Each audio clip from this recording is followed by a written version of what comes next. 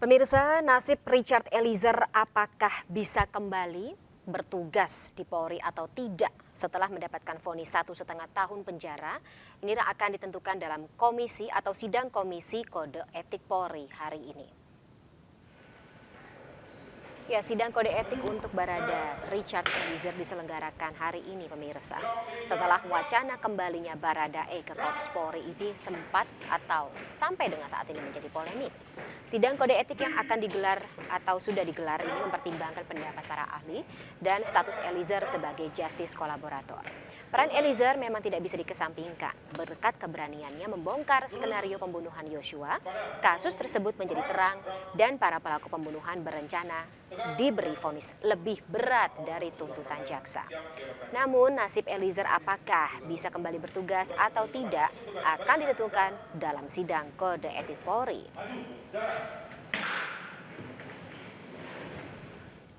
Ya, sebelumnya Mabes Polri menyatakan Polri menggelar sidang etik Eliezer dan Ricky Rizal dengan menghadirkan 8 saksi. Berikut keterangan selengkapnya dari Brigjen Pol Ahmad Ramadan selaku Karopenmas Mabes Polri. Hari ini Rabu 22 Februari 2023, jamnya setelah ini akan dilaksanakan sidang KKEP, Komisi Kode Etik Profesi atas nama terduga Baradae. Ya. Sidang ini juga dihadiri oleh anggota Kompolnas Pak Beni Mamoto dan Ibu Pungki. Pelaksanaannya nanti akan dilaksanakan di ruang, ya.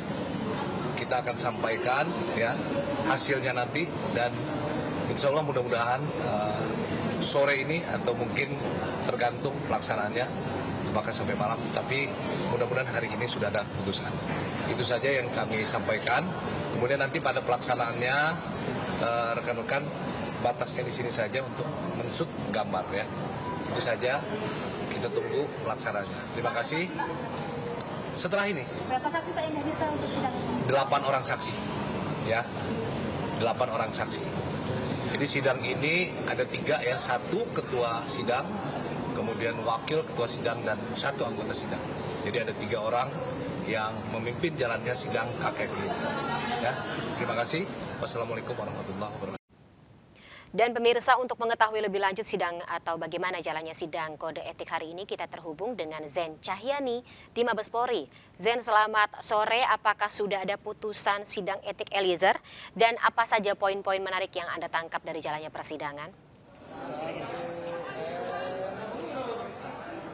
Baik Fani dan juga pemirsa, ini kami sudah berada di gedung TNCC Mabes Polri dan sampai saat ini sidang atau pemeriksaan kode etik Richard Eliezer masih berlangsung pasca dirinya mendapatkan vonis 1 tahun 6 bulan penjara karena terbukti bersalah dalam kasus pembunuhan berencana Brigadir Nofriansyah Yosua Huta Barat. Dan seperti yang sudah disampaikan Selasa kemarin oleh Kapolri yang menyampaikan bahwa di Propam Polri ini sudah membentuk Komisi Kode Etik yang pada hari ini dilaksanakannya sidang kode etik untuk Barada Richard Eliezer, apakah dirinya nantinya akan kembali bertugas menjadi anggota kepolisian atau akan diberhentikan. Dan memang sidang kode etik pada hari ini dilaksanakan di gedung TNCC Mabes Polri sejak siang tadi, dan sidang dilaksanakan secara tertutup yang menghadirkan 8 orang saksi termasuk juga 3 diantaranya yang merupakan terdakwa kasus pembunuhan berencana Brigadir Nofriansyah Yosua Huta Barat, ada Ferdi Sambo, Kuat Ma'ruf dan juga Ricky Rizal. Namun ketiganya ini tidak dapat hadir langsung karena perizinan. Namun keterangan dari ketiganya sudah dibacakan sudah dibacakan di sidang kode etik di dalam, yang nantinya akan menjadi pertimbangan apakah Barada Richard Eliezer ini dapat kembali bertugas atau diberhentikan. Dan Fani, ini persidangan kode etik untuk Barada Richard Eliezer masih berlangsung. Kami dan juga awak media lain masih menunggu bagaimana hasilnya nanti yang akan dibacakan, sehingga kami semua bisa mengetahui apakah Richard Eliezer ini akan bertugas kembali sebagai anggota kepolisian atau diberhentikan. Fani. Baik, kita akan sama-sama menunggu bagaimana keputusan dari sidang kode etik hari ini. Terima kasih Zen Cahyani sebelumnya atas informasinya. Selamat kembali bertugas. Ya pemirsa, vonis 1,5 tahun yang dijatuhkan oleh Majelis Hakim terhadap Barada Richard Eliezer dinilai ringan. Tidak hanya itu, sang justice kolaborator kasus pembunuhan berencana Brigadir Yosua Huta Barat ini juga dimungkinkan kembali mengabdi di Korps Bayangkara. Untuk membahas hal ini, kami sudah terhubung bersama dengan Komjen Purnawirawan Ito Sumardi selaku Kabareskrim Polri periode 2009 hingga 2011 dan Bambang Rukminto selaku pengamat kepolisian Institute for Security and Strategic Studies atau ISISS. Selamat sore Bapak-bapak, saya sapa terlebih dahulu. Selamat sore Mbak. Selamat sore Pak Ito. Pak Ito kayaknya masih di mute, boleh minta tolong di unmute gawainya. Oh, kayaknya udah enggak. Oh, oke. Saya minta teman-teman untuk mungkin meningkatkan sedikit suara atau volume dari audio Pak Ito. Saya ke Pak Ito terlebih dahulu. Pak Ito, ketika seorang perwira kepolisian, kita tahu Barada Richard Eliezer ini dituntut, mendapat vonis dari Majelis Hakim 1,5 tahun penjara.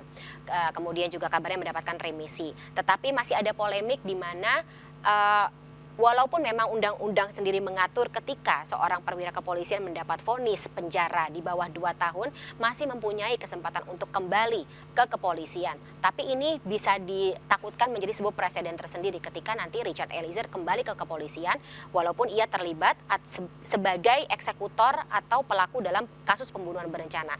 Tanggapan Anda bagaimana, Pak Ito? Ya, pertama saya luruskan dulu, bukan perwira ya Mbak Tani ya. Iya. Tamtama. Mohon maaf, mau ini sini. Kemudian yang kedua, kalau kita melihat dari aturan, yaitu Perpol nomor 7 tahun 2022, maka bagi tindak pidana yang dilakukan oleh seorang anggota Polri aktif yang memiliki ancaman hukuman 5 tahun atau vonis 3 tahun maksimal, maka yang bersangkutan itu harus di PTDH atau pengertian dengan tidak hormat. Tapi di bawah itu masih diberi kesempatan untuk menjadi anggota Polri dengan catatan akan mendapatkan sanksi ya. Ada misalnya penurunan pangkat, kemudian demosi, misalnya dia tidak boleh sekolah ataupun mendapat jabatan dalam kurun waktu tertentu. Itu sekarang kalau kita lihat yang dilakukan oleh Barada Eliezer, memang yang bersangkutan telah melakukan pelanggaran pidana ya, yaitu penembakan. Kita kan tidak mengatakan pembunuhan karena dari kita mengikuti persidangan ada peluru yang berbeda yang diduga itu yang menjadi penyebab matinya almarhum Yosua. Nah, saya kira itu juga akan jadi pertimbangan. Nah, saya kebetulan Mbak Fani tadi pagi sampai siang saya berada di Brimob Cikeas, yaitu di tempat Barada. Pak Ito. Saya ketemu dengan beberapa teman dan bagaimana, Mbak? Boleh tolong diulang lagi, Bapak? Tadi Bapak sempat ke Brimob Cikeas? Ya, jadi saya ke Brimob, kemudian bertemu dengan teman-temannya dan komandannya. Saya menanyakan, kalau Barada Eliezer kembali ke kesatuan, apa sikap mereka? Mereka semuanya serentak mengatakan bahwa mereka Barada Eliezer itu adalah anggota keluarga kami dan kami jaga dia. Ya. Dan itu menunjukkan mereka kan kalau di Brimob ini Mbak itu adalah pasukan elit Polri yang memiliki jiwa korsa dan juga soliditas yang sangat tinggi. Jadi saya kira keberadaan yang bersangkutan setelah saya ngecek langsung dengan beberapa temannya, saya merasa bahwa yakin bahwa Barada Eliezer itu akan terlindungi oleh kesatuannya. Nah, tentunya Pak Kapolri pun juga sudah mempertimbangkan hal ini dan kita berharap yang bersangkutan masih diberikan kesempatan menjadi anggota Polri. Saya kira demikian, Bang. Baik, ini sebuah informasi yang ya kebetulan saya juga baru dengar dari Pak Ito ketika dari Brimob sendiri memang secara terbuka menyatakan bahwa mereka akan menerima kembali yang bersangkutan ya Richard Eliezer untuk kembali bertugas dan juga berada bersama dengan di tengah-tengah keluarganya tersebut. Baik, saya ke Pak Bambang Rukminto. Pak Bambang sendiri mengatakan bahwa ini tadi pernyataan yang tadi saya tanyakan kepada Pak Ito itu muncul salah satunya dari Bapak ketika Bapak sempat mengatakan kalau Richard Eliezer kembali ke kepolisian ini akan menimbulkan presiden tersendiri dan presidennya juga bisa berarti negatif terhadap citra institusi kepolisian. Boleh dielaborasi lebih lanjut, Pak? Benar, problem Eliezer sebagai justice kolaborator kan sudah selesai ketika dia divonis menjadi 1,5 tahun oleh hakim di sidang pidana. Terkait dengan etik ini memang ada peraturan-peraturan yang terpisah sebenarnya dengan pidananya sendiri gitu. Etika Polri ini harus ditegakkan untuk menjaga marwah dan kewibawaan Polri.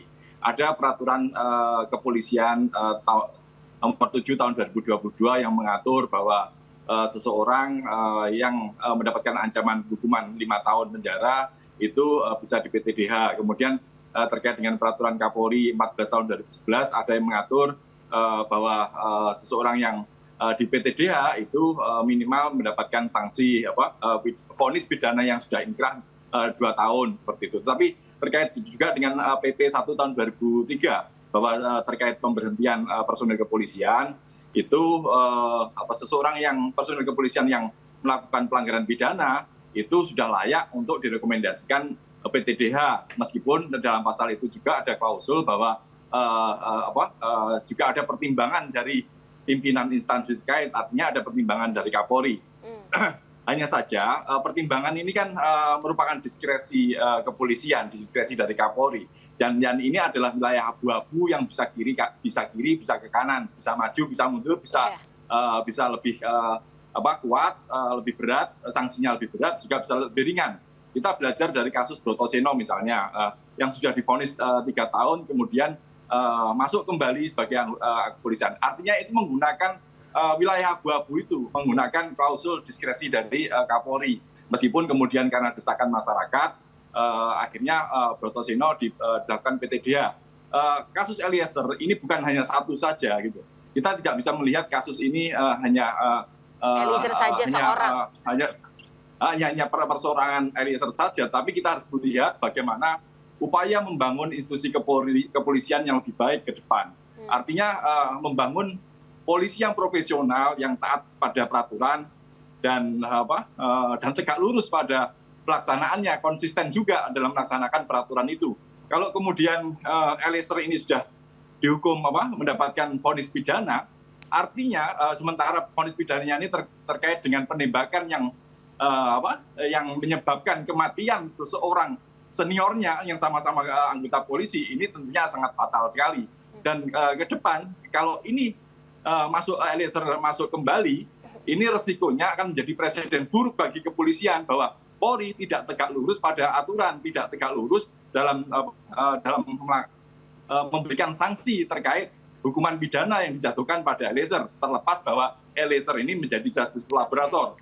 Kita menghargai kita menghargai keberanian Eliezer, kejujuran Eliezer, tetapi ini bukan persoalan pribadi Eliezer saja, tapi menyangkut marwah kepolisian. Seseorang personil kepolisian yang berani jujur itu sudah semestinya gitu. Artinya kalau Eliezer ini menjadi patokan keberanian dan kejujuran, saya tidak bisa membayangkan bagaimana kejujuran dan keberanian yang pada personil yang lainnya. Harapannya sih tidak demikian, bahwa banyak personil kepolisian yang lebih jujur, lebih berani daripada Eliezer seperti itu. Ya, jujur dan juga bersih itu bare necessity sebagai seorang polisi di Republik Indonesia, begitu ya Pak Bambang. Nah, pertanyaannya untuk Pak Ito setuju atau tidak gitu dengan pengamatan atau perspektif dari Pak Bambang? Tapi tahan dulu jawabannya ya Pak Ito dan juga Pak Bambang, nanti akan kita elaborasi lebih lanjut di segmen berikut. Pemirsa, MNC News Now masih akan segera kembali sesaat lagi.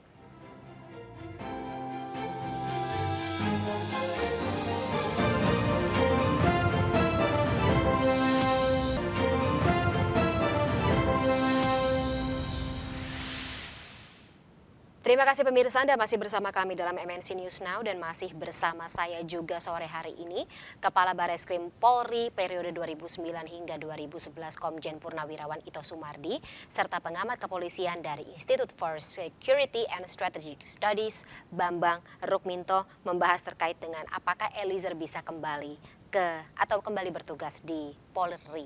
Nah, Pak Ito tadi sesuai dengan pertanyaan saya sebelum kita jeda gitu. Perspektif Pak Bambang Rukminto menyatakan A, B, C, D, ya tadi beberapa faktor atau beberapa indikator ini memang menjadikan sulit, terutama untuk bagaimana kepolisian atau usaha kepolisian ini dalam mengembalikan citranya kembali seperti semula untuk dipercayai oleh masyarakat khususnya. Anda setuju? Yang pertama saya mungkin ingin menyampaikan sedikit revisi ya Mbak ya, bahwa Perpol nomor 7 tahun adalah aturan tanggal 14 Juni tahun 2022 ya, menggantikan Perkap Peraturan Kapolri nomor 4 Kap nomor 19 tahun 2012 tentang organisasi dan tata kerja Polri.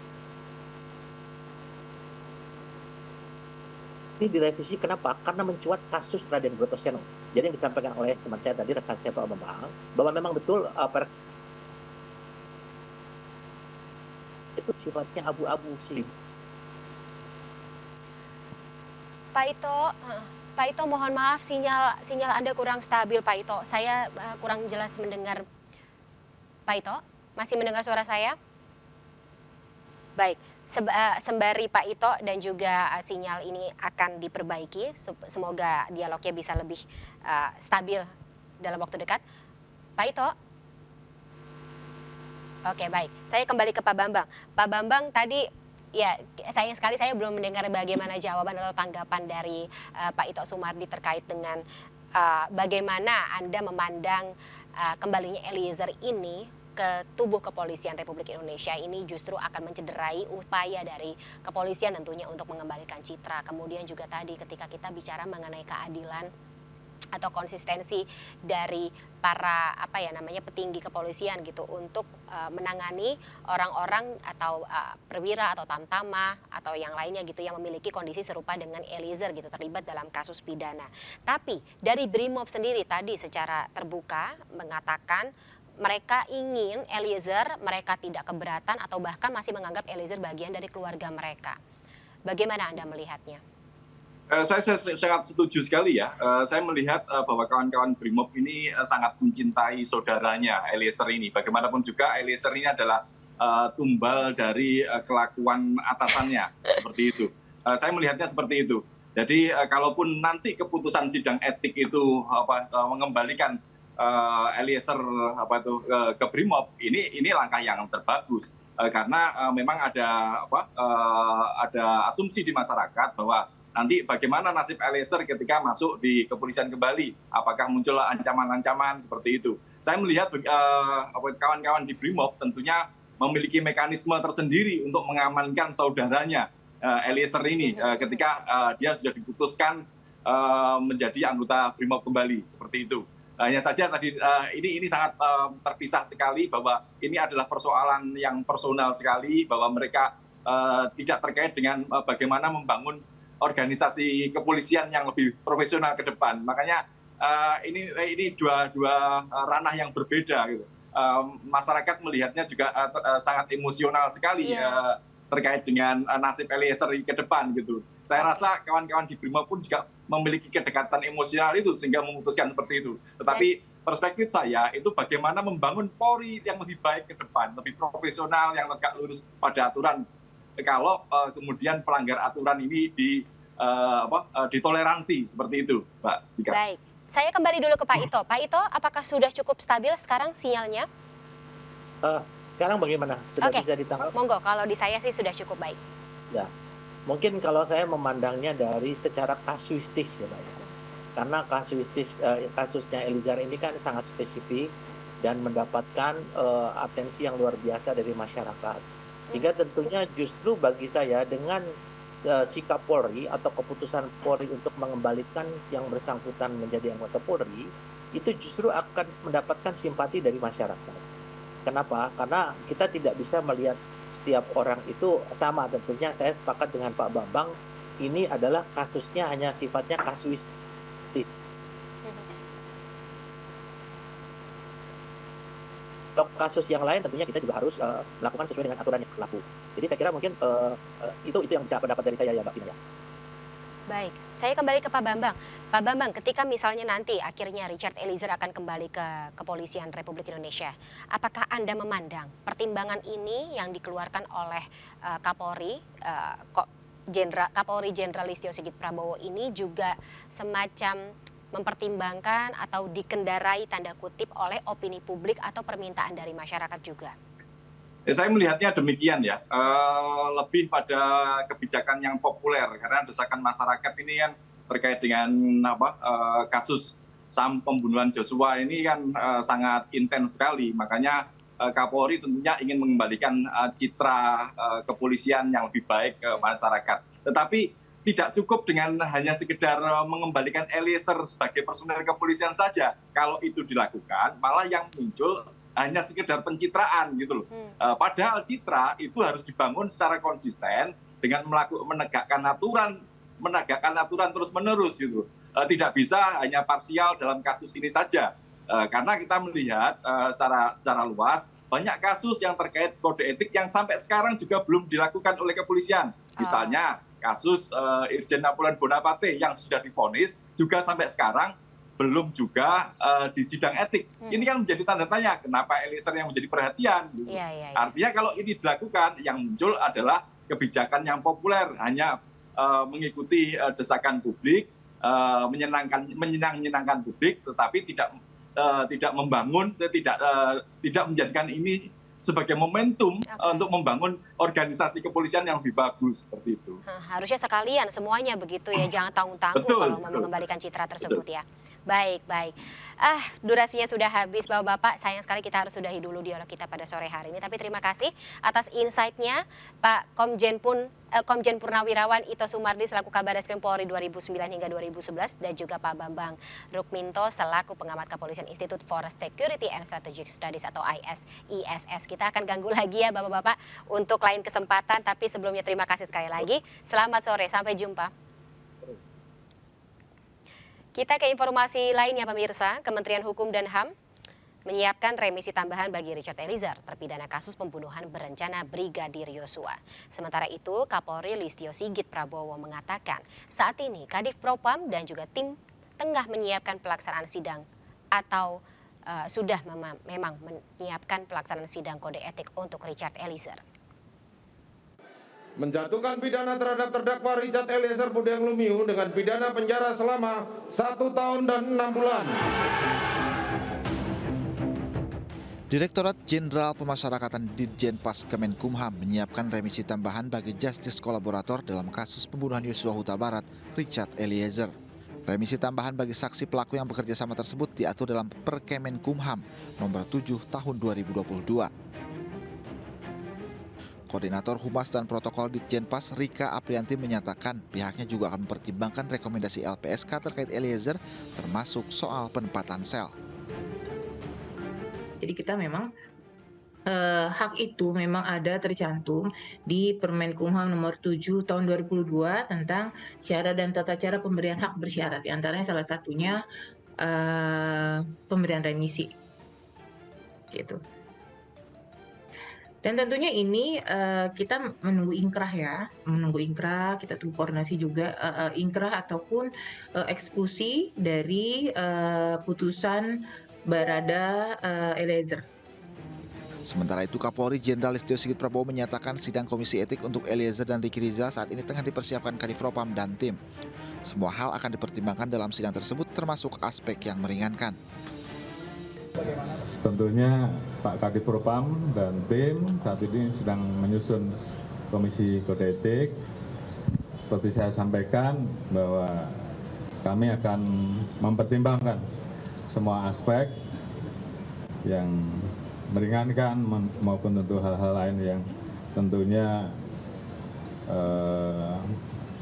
semuanya akan kita hitung. Pemberian remisi memungkinkan Richard Eliezer bisa bebas dari penjara lebih cepat sebelum Februari 2024. Sebelumnya Majelis Hakim Pengadilan Negeri Jakarta Selatan menjatuhkan vonis 1,5 tahun buih kepada Eliezer. Vonis tersebut telah memperoleh kekuatan hukum tetap karena Richard dan jaksa sama-sama tidak mengajukan banding. Sementara itu pemirsa, Lembaga Perlindungan Saksi dan Korban atau LPSK akan memberikan perlindungan terhadap Richard Eliezer.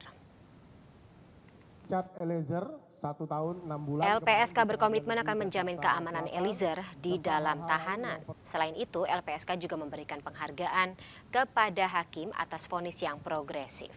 Keputusan yang diambil hakim bisa menjadi bentuk harapan baru dalam peradilan pidana. LPSK juga mengucapkan terima kasih kepada jaksa yang dinilai telah bijaksana lantaran tidak mengajukan banding terhadap vonis hakim untuk Eliezer. Apresiasi juga diberikan oleh atau diberikan LPSK kepada orang tua Brigadir Yosua yang telah memberikan maaf kepada Eliezer. Hari ini kita akan menyampaikan beberapa hal untuk Kita beralih ke informasi terkait dengan kondisi dari Kapolda Jambi. Pemirsa, Kapolda Jambi Irjen Rusdi Hartono tiba di Rumah Sakit Bayangkara Polri Jakarta untuk menjalani perawatan lebih lanjut. Inilah detik-detik saat Kapolda Jambi Irjen Rusdi Hartono dan ajudannya tiba di Rumah Sakit Polri Bayangkara. Kapolda Jambi dan ajudannya akan mendapat perawatan intensif di Jakarta. Sementara 6 orang korban lainnya masih dirawat di Rumah Sakit Bayangkara Jambi. Sebelumnya Irjen Rusdi Hartono beserta rombongannya sempat dirawat di Rumah Sakit Bayangkara Jambi usai berhasil diselamatkan tim SAR gabungan dari lokasi pendaratan darurat helikopter di Pegunungan Kerinci. turun pasiennya. Dimatiin. Ya pemirsa, Kapolda Jambi akan menjalani perawatan intensif di Rumah Sakit Polri Bayangkara Jakarta dan saat ini kita telah terhubung dengan Putu Bagus yang berada di lokasi saat ini. Selamat sore Putu, apa saja persiapan atau mungkin sudah ada informasi terkait dengan perkembangan penanganan medis Kapolda Jambi?